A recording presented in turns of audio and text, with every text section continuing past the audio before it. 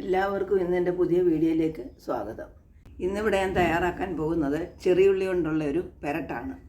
അതിനായിട്ട് ഞാൻ ഒരു 250 ഗ്രാം ചെറിയുള്ളി ഒളിച്ച് വൃത്തിയാക്കി എടുത്തിട്ടുണ്ട്. കുറച്ച് കരിയാപ്പില, 3 പച്ചമുളക്, കുറച്ച് ഇഞ്ചി ചതച്ചത്, കുറച്ച് വെളുത്തുള്ളി ചതച്ചത്. ഇനി ഇതിലേക്ക് ചേർക്കുന്നതിനായിട്ട് ഒരു നെല്ലിക്ക വലിപ്പത്തിൽ പിഴുപുളി എടുത്ത് വെള്ളത്തിലോട്ടിട്ടിട്ടുണ്ട്. ഇനി നമുക്ക് തയ്യാറാക്കുന്നത് നോക്കാം. ഞാൻ മൺചട്ടിയിലാണ് ഇത് തയ്യാറാക്കുന്നത്. അതിനായിട്ട് മൺചട്ടിയിലേക്ക് ഞാൻ 1 ഗ്ലാസ് വെള്ളം ഒഴിച്ചിട്ട് ഇതിലേക്ക് കൊച്ചുള്ളിയും 1/2 ടീസ്പൂൺ മഞ്ഞൾപ്പൊടിയും 1 ടീസ്പൂൺ ഉപ്പും 2 പച്ചമുളകും അല്പം കായവും ചേർക്കുന്നുണ്ട്. ഉള്ളി വെന്ത് ഉടഞ്ഞു പോകാത്ത രീതിയിൽ നമ്മളൊന്ന് വേവിച്ചെടുക്കണം. ഇനി നമുക്ക് അടപ്പൊന്ന് തുറന്ന് നോക്കാം. നന്നായിട്ട് തിളച്ച് വന്നിട്ടുണ്ട്. ഇനി നമുക്ക് ഒന്ന് ഉടഞ്ഞു പോകാതെ ഒന്ന് ഇളക്കി നോക്കാം. ഉള്ളിയെല്ലാം ഒന്ന് അടർന്നു വന്നിട്ടുണ്ട്. ഒത്തിരി വെന്ത് പോയിട്ടില്ല. ഉള്ളി പരുവത്തിന് വെന്തിട്ടുണ്ട്. ചീനിച്ചട്ടി ചൂടാകുമ്പോൾ അതിലേക്ക് 2 സ്പൂൺ വെളിച്ചെണ്ണ ഒഴിച്ചിട്ട് അതിൽ അല്പം ഉലുവ ഇടുക, കുറച്ച് കടുക്, കുറച്ച് പെരിഞ്ചീരകം. ഇതെല്ലാം നന്നായിട്ട് മൂത്ത് വരണം. ഇനി ഇതിലേക്ക് 2 പച്ചമുളക്, അതിനകത്ത് ചതച്ച് വെച്ചിരിക്കുന്ന വെളുത്തുള്ളി, ഇഞ്ചി, ഇതെല്ലാം കൂടെ നല്ലതുപോലെ ഒന്ന് മൂത്ത് വരുമ്പോൾ അതിലേക്ക് കുറച്ച് കരിയാപ്പില ഇട്ട് കൊടുക്കണം.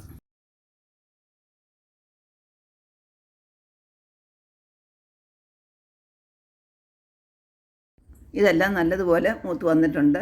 ഇനി ഇതിലേക്ക് ചതച്ച് വെച്ചിരിക്കുന്ന മുളക് 2 സ്പൂൺ മുളക് ഇട്ട് കൊടുക്കുന്നു. വറ്റൽ മുളക് ചതച്ച് വെച്ചത്. എന്നിട്ട് നല്ലതുപോലെ ഇളക്കി ചേർക്കുന്നു.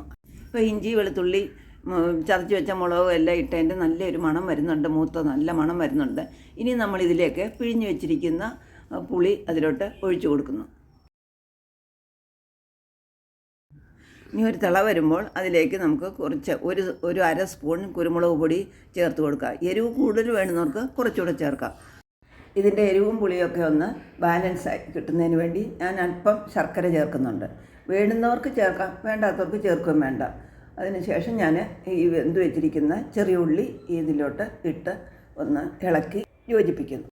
ഇത് ചാറോടുകൂടി കഴിക്കേണ്ടവർക്കാണെങ്കിൽ ഇതൊന്ന് തിളയ്ക്കുമ്പോൾ നമുക്ക് എടുക്കാം. അല്ലാതെ നല്ല ചാറ് വറ്റി ഉപയോഗിക്കാനാണെങ്കിൽ നമ്മൾ നല്ലതുപോലെ ഇളക്കി വറ്റിച്ച് എടുക്കണം. എണ്ണയെല്ലാം തെളിഞ്ഞ് നമുക്ക് നല്ലതുപോലെ വറ്റി കിട്ടിയിട്ടുണ്ട്. ഇനി നമ്മളതൊരു എല്ലാം റെഡിയായി. ഇനി നമ്മൾ വേറൊരു പാത്രത്തിലേക്ക് മാറ്റുകയാണ്. അങ്ങനെ നമ്മുടെ ഉള്ളിപ്പെരട്ട് റെഡിയായിട്ടുണ്ട്. ഇത് നല്ല സ്വാദിഷ്ടമായ ഒരു കറിയാണ്. ചോറിനും ചപ്പാത്തിക്കും ദോശയ്ക്കും ഇഡ്ഡലിക്കും എല്ലാം ഉപയോഗിക്കാവുന്ന ഒരു കറിയാണ്. ഇതെല്ലാവരും ഒന്ന് ചെയ്ത് നോക്കണം. നോക്കി അതിൻ്റെ അഭിപ്രായം പറയുകയും സപ്പോർട്ട് ചെയ്യുകയും ചെയ്യണം.